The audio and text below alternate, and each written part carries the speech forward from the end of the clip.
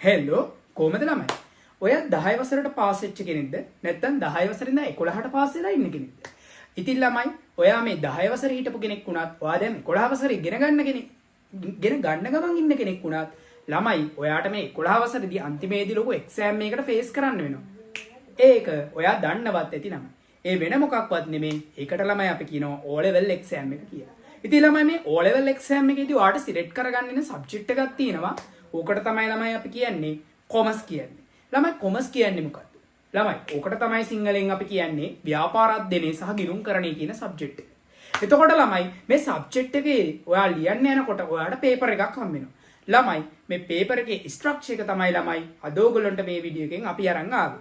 ළමයි අපි මේ වීඩියෝ එකෙන් කතා කරන්නේ ඔයා කොහොමද මේ පේපර් ස්ට්‍රක්චර් එකේ මොන වගේ ප්‍රශ්නද ඔයා සිලෙක්ට් කරගන්නේ, කොහොමද ඔයාට ලකුණු හම්බෙන්නේ, ඔයාට හම්බෙන කාලය කොච්චරක්ද කියලා වගේ දේවල් ගැන තමයි මේ වීඩියෝ එකකින් අපි කතා කරන්න ලෑස්ති වෙන්නේ.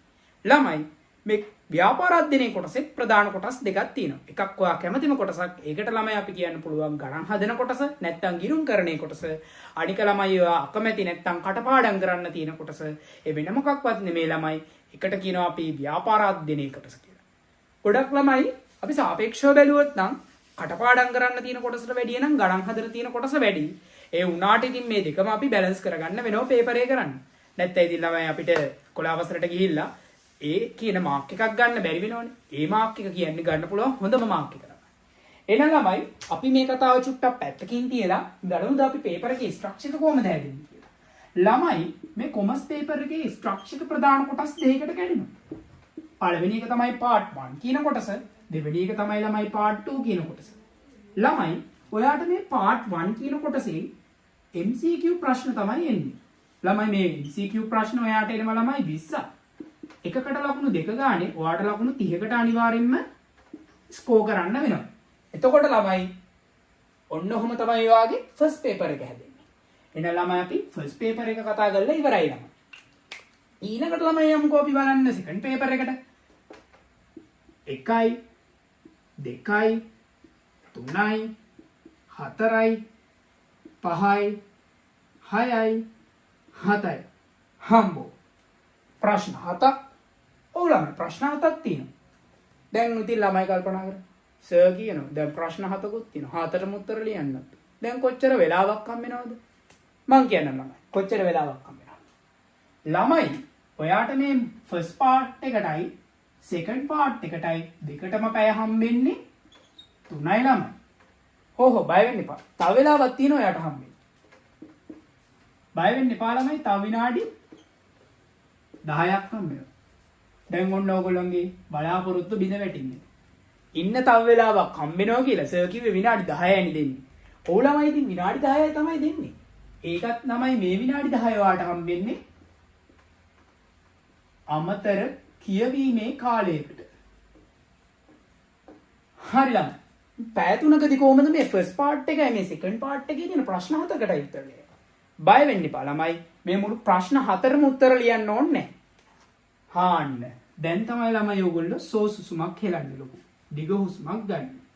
හැබැයි ළමයි මෙන්න මේ පළවෙනි ප්‍රශ්නේ නම් ඔයාට මග අරින්න බෑ ළමයි. මොකද පළවෙනි ප්‍රශ්නය අනිවාර්යයි. පළවෙනි ප්‍රශ්නේ ළමයි ඔයාට ප්‍රශ්න 10ක් තියෙනවා. මේ ප්‍රශ්න 10 ප්‍රධාන කොටස් දෙකකට කැඩෙනවා. පළවෙනි ප්‍රශ්න ඔයාට 4 හැදෙන්නේ වාගේ කටපාඩම් කරන සබ්ජෙක්ට් එකේ. ඒ කියන්නේ ව්‍යාපාර අධ්‍යයනය කියන කොටසේ. එතකොට ළමයි ඉතුරු ප්‍රශ්න 6 හැදෙන්නේ ඔයා ආසම ඔයාගේ මිහිරි කොටස වන ගිණුම්කරණය කියන කොටසේ. හැබැයි ළමයි මං කලින් කිව්වා වගේ මේක සක්කරයාගේ පුතා වයිමාවත් අමතක කරලා මග ඇතෑරලා දාලා යන්න නම් බෑ පේපර් එකේ පුතේ. මේක අනිවාර්ය ප්‍රශ්නයක්. හරි ළමයි. ඊළඟට ළමයි ඔන්න 2 3 4 ප්‍රශ්න. ළමයි මේ කොටස් අපි ගැන කතා කරොත් ඔයාට මේ 2 3 ප්‍රශ්න නම් හැදින්නේ ඔයාර කටපාඩම් කරන්න තියෙන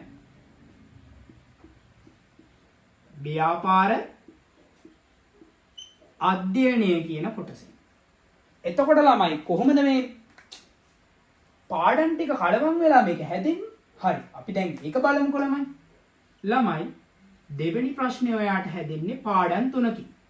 පළවෙනි එක තමයි ව්‍යාපාර පසුබිම, ව්‍යාපාර පරිසරය,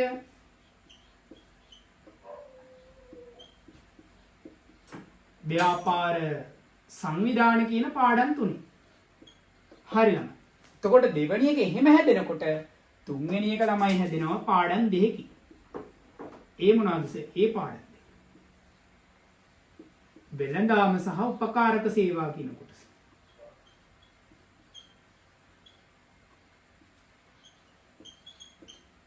එතකොට ළමයි කොහොමද මේ හතරවෙනි එක හැදෙන්නේ? ළමයි හතරවෙනි එකත් ඔයාලට පාඩම් තුනකින් හැදෙන්නේ. එකක් තමයි අලෙවිකරණය,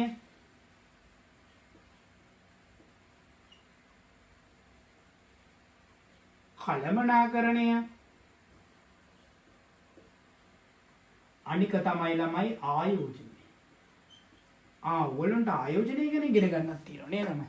ඔයගොල්ලෝ මාර ලකි ළමයි ටික. හරි. එතකොට දැන් ඔයගොල්ලෝ මගෙන් තව ප්‍රශ්නයක් අහයි. එතකොට මේ ප්‍රශ්න තුනටම උත්තර ලියන්න ඕනේද? නෑ ළමයි. බය වෙන්න එපා. තුනටම ලියන්න ඕනේ නැහැ. හැබැයි ළමයි මෙන්න මේ කොටසින් 2 3 4 කියන කොටසින් කියන්නේ ව්‍යාපාර අධ්‍යයනයේ කොටසින් ඔයා ප්‍රශ්න දෙකක් තෝරගන්න ඕනේ. එකකට ලකුණු 8 ගානේ ඔයාට ලකුණු 16ක් ඉන්නේ අයිති වෙනවා. ඔන්න එතකොට ළමයි අපි පළවෙනි ප්‍රශ්න කතා කරා. ඒක අනිවාර්යයි. ඒකට ප්‍රශ්න 10ක් එනවා. කටපාඩම් කරන්න ප්‍රශ්න 4න් එනවා. ඒ කියන්නේ ව්‍යාපාර අධ්‍යයනයේ ප්‍රශ්න 4යි. ඔයාලට ගණන් හදන්න තියෙන කොටස ඒ කියන්නේ ගිණුම් කරණයේ කොටසින් ප්‍රශ්න 6ක් එනවා. ඊට පස්සේ 2 3 4 කියන ප්‍රශ්න හැදෙන්නේ අපේ ඔයාලට කටපාඩම් කරන්න තියෙන ව්‍යාපාර අධ්‍යයනයේ කියන කොටසේ. එතකොට ළමයි ව්‍යාපාර පසුබිම, ව්‍යාපාර පරිසරය, ව්‍යාපාර සංවිධාන මේ කියන පාඩම් තුනෙන්ම තමයි ඔයාගේ දෙවෙනි ප්‍රශ්නේ හැදෙන්නේ. ඒ වගේම තුන්වෙනි ප්‍රශ්නේ හැදෙන්නේ ළමයි වෙළඳාම සහ උපකාරක සේවා කියන පාඩම් දෙකකින්. එතකොට හතරවෙනි පාඩම, ඒ කියන්නේ හතරවෙනි ප්‍රශ්නේ හැදෙන්නේ ළමයි ඔයාට අලෙවිකරණය, කළමනාකරණය, ආයෝජනය කියන ව්‍යාපාර අධ්‍යයනය කියන කොටස් වලින්. හරිනේ ළමයි. මම හිතනවා ඔයගොල්ලන්ට මේක ලියාගන්න ටයිම් ඇති වෙයි කියලා. මේක වීඩියෝ එක ස්ටොප් කරලා මේක ලියාගන්න. මොකද මම මේ ඉතුරු ප්‍රශ්න තුන ගැන කතා කරන්න මට වෙලාව මදි නිසා මම මේ ටික මකනවා.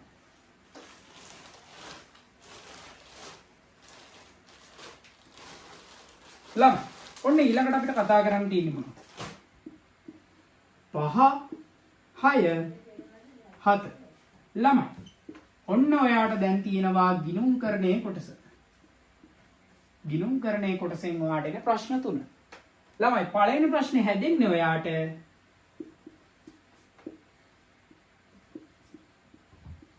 ගිණුම් කරණයේ හැඳින්වීම,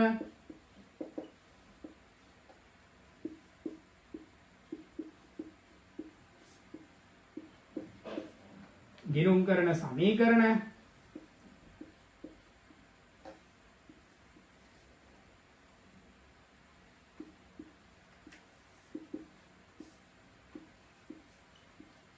දිත්ත සටහන්,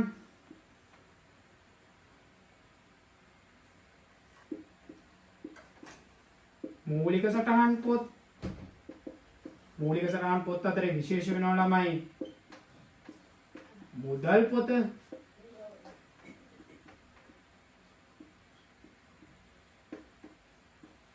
සුළු මුදල් පොත,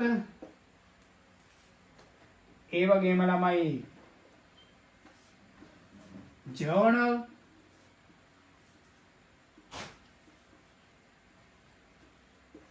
ලෙජර් ගිණුම්. ඔන්න ඒ වගේ ළමයි පාඩම් ගොඩක් මික්ස් වෙලා. ඒ කියන්නේ මේ පාඩම් ඔක්කොම එනවා කියලා කියන්න බෑ. මොකද ළමයි මේ අතරින් කිහිපයක් ඇවිල්ලා ඔයාගේ මේ පස්වෙනි ප්‍රශ්නේ හැදෙන්න පුළුවන්. ඔක්කොම පාඩම් ටික මේකට ඉන්ක්ලූඩ් වෙනවා කියන්න අපිට බැහැ ළමයි.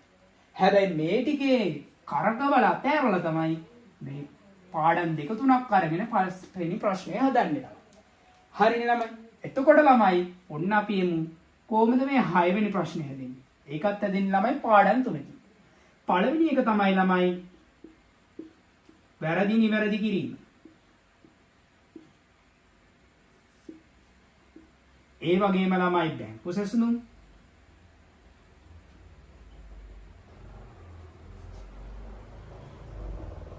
ඒ වගේම ළමයි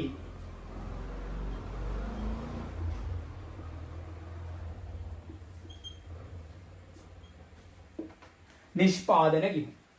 ඔන්න ළමයි ඔය පාඩම් තුනෙන් තමයි අපේ 6 වෙනි ප්‍රශ්නේ හැදෙන්නේ. ඒතකොට ළමයි 7 වෙනි ප්‍රශ්නේ හැදෙන්නේ මොන පාඩම් වලින්ද? ළමයි ඔන්න අපේ වැදගත්ම ප්‍රශ්නයක්.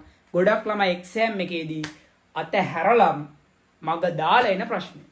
ළමයි ඒක හැදෙන්නේ ඔයගොල්ලන්ට 11 වසරේ තියෙන අමාරු පාඩමක් කියලා හිතන් ඉන්නව ගොඩක් ළමයි. ඒකට තමයි අපි කියන්නේ මූල්‍ය ප්‍රකාශන හැඳින්වීම කියන පාඩම. ඒකේ ළමයි එනවා ඔයගොල්ලන්ට තනි පුද්ගල ව්‍යාපාරයක මූලික කියන්නේ මූල්‍ය ප්‍රකාශන හදන්න. එතකොට ඔයගොල්ලන්ට එනවා ලාභ හෝ අලාභ ප්‍රකාශය සහ මූල්‍ය තත්ත්ව ප්‍රකාශය මේ දෙකම හදන්න එනවා.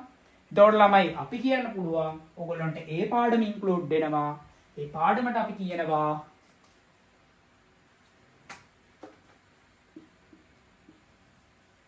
මූල්‍ය ප්‍රකාශන.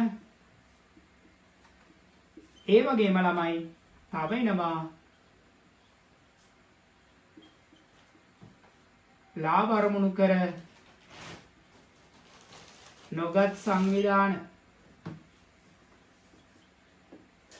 එතකොට ළමයි ඔන්න ඔය ටික තමයි අපේ 7 වෙනි ප්‍රශ්නෙට හැදෙන්නේ පාඩම් දෙක. ඔන්න ළමයි එහෙනම් අපි කතා කරා කටපාඩම් කරන්න නැති ගණන් හදන්නලා ආස ළමයින්ට එන කොටසක් මේක. ඒ වුණාට ඉතින් මේකෙන් එහෙමයි කියලා කටපාඩම් කරන්න ආස නැහැ කියලා මේ ටික විතරක් කරලා ඉන්න බෑ. මොකද ඒ ටිකත් කරන්න ඕනේ. ඒ වගේම තමයි මෙතනින් ප්‍රශ්න ළමයි දෙකක් තෝරගෙන එකකට ලකුණු 12 ගානේ ලකුණු 24ක් ඔයාට අයිති වෙනවා. ඔන්න ඔහොම තමයි ළමයි ගිණුම් කරන්නේ කොටසෙන් ඔයාට ලකුණු හම්බෙන්නේ. හරි ළමයි. එතකොට අපි දැන් බලමු ඔයාට මුළු ලකුණු කීයක් හම්බ වෙනවද කියලා. ඔක්කොමත් කලින් දැන් අපි ලකුණු කීයක් අපිට හම්බ වෙනවද බලන්නත් එපා ළමයි. ළමයි ඔන්න පේපර් එක ගත්තා. පේපර් එක අපි ගත්තොත් පළවෙනියටම තියෙනවා ඔයගලන්ට ෆස්ට් එකේ MCQ ලකුණු එක ගානේ 40ක් තියෙනවා ළමයි. ඔක්කොම ලකුණු 40ක් තියෙනවා. එතකොට ඔන්න අපි සෙකන්ඩ් එක ගත්තා ළමයි ඊළඟට.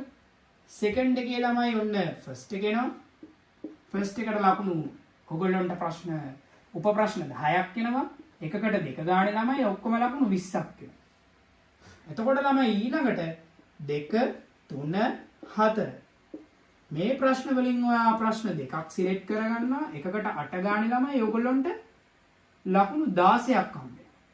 ඊළඟට ළමයි 5 6 7 මේ ප්‍රශ්න වලිනුත් ඔයා දෙකක් තෝරගෙන එකකට 12 ගානේ ලකුණු 24ක් එනවා. හරි. දැන් අපි බලමු ඔයගොල්ලන්ට ලකුණු කීයක් එනවද කියලා.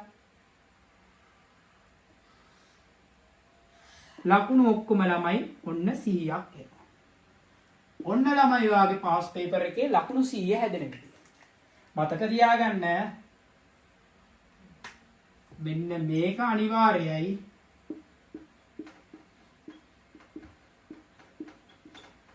එතකොට මේ ටිකත් ඉතින් ඉරි ගහන්න ඕනේ අනිවාර්යයෙන්. ඒ වගේම මෙන්න මේකෙන් නම් මේ 3න් 2යි මේකෙත් 3න් 2යි ළමයි. එතකොට ළමයි මේ ඔක්කොටම ඔයාලට ලකුණු ලියන්න හම්බෙන්නේ මම අර කලින් කිව්වත් වගේ පැය 3යි විනාඩි 10යි. මේ විනාඩි 10 අමතර කියවීමේ කාලෙට. හරි ළමයි. ඔන්න එහෙනම් අපි ඔයා 11 වසරේ අන්තිමට අර ලියන්න ඉන්න ලොකු එක්සෑම් එකේ කියන්නේ O level එක්සෑම් එකේ පේපර් ස්ට්‍රක්චර් එක තමයි මේ කොමර්ස් පේපර් එක කතා කරේ. එහෙනම් ළමයි දැන් ඔයාලට අවබෝධයක් ඇති කොහොමද මේ ප්‍රශ්නෙන් ප්‍රශ්නෙට මොන වගේ පාඩම් මික්ස් වෙලාද මේ පේපර්ස් වල ප්‍රශ්න ටික හැදිලා තියෙන්නේ. මම අපි මොන පාඩම් වලට ફોකස් කරන්න ඕනේ. මට කොච්චර වෙලාවක් තියෙනවද මැනේජ් කරගන්න. ඒ වගේම මට ලකුණු කීයක් හම්බ වෙනවද කියලා මේ සම්පූර්ණ ඩීටේල්ස් ඇතිව හොඳ විස්තරයක් ඕගොල්ලෝ මේ වීඩියෝ එකෙන් දැනගන්න ඇති කියලා මම හිතනවා. දැන් ළමයි ඔන්න ඔය විදිහට තමයි අපි කොමර්ස් පේපරේ ස්ට්‍රක්චර් එක ගැන කතා කරලා අවසන් කරන්නේ. එහෙනම් ළමයි මේ වගේම සුපිරි කොමර්ස් වීඩියෝ එකකින් අපි නැවත හම්බෙන්න. එහෙනම් අදට අපි ඔයගොල්ලෝගෙන් සමුගන්න. ආයෙත් මේ වගේම වීඩියෝ එකකින් අපි හම්බෙමු.